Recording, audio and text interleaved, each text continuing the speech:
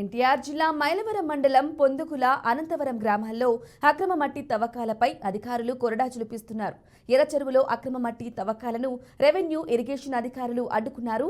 5 ట్రాక్టర్లు ప్రొక్లైనర్లను ఎంఆర్ఓ కార్యాలయానికి తరలించారు. అక్రమ మట్టి తవ్వకాలకు పాల్పడితే చర్యలు తీసుకుంటామని ఇరిగేషన్ అధికారి శ్రావణి హెచ్చరించారు. మాట